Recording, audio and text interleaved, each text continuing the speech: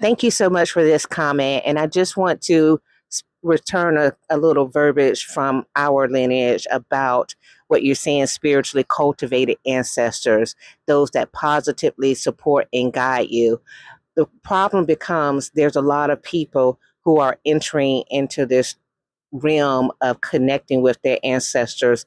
So they may not know who's spiritually cultivated or who can positively guide and support them. This is why the tradition of interacting with ancestors is normally passed on from generation to generation. But what I'm encountering is a lot of people who are now saying, my ancestors, my ancestors. So the question becomes, what do you say when you don't know to whom you're speaking?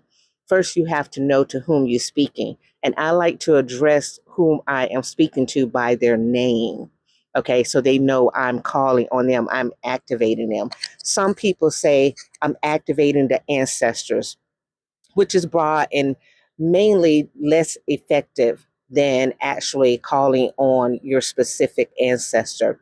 And therefore, as you said, spiritually cultivated, you will have to know the character of that ancestor prior to them transitioning. And again, from the generational impact, others will tell you what, like for instance, if let's just say it's Big Mama, that although Big Mama transitioned when you were two, your mother and everyone else said, when we have a situation, we call on Big Mama because Big Mama is working on behalf of our family. My great grandfather was a shaman. And to this day, I use his name in everyday conversation, even the conversation that I'm questioning what's happening with people that's like questionable because I know of his character. See, so that's what I'm saying. And then I have another grandparent that I know of their character, and I know that they are not working on behalf of anybody because they used their gift in such a way when they were here that they were extremely selfish with it. Okay, so that's what I mean. A lot of people who are coming into this knowledge, they're not aware of spiritually cultivated. So, what you could say is, I come to those ancestors who are able, willing to work on my behalf in order to help me achieve my desires because you want to have help in achieving your desire. Or I call on my ancestors who lovingly work to guide me. Use terms like that so that the ancestors who are for you can actually work on your behalf.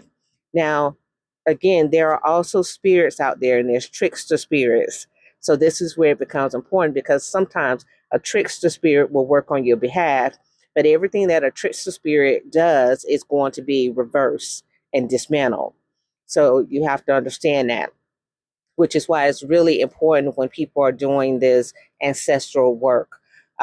There's a lot of people who've entered all these different religions and they're all of a sudden using a lot of different people without having the knowledge, right?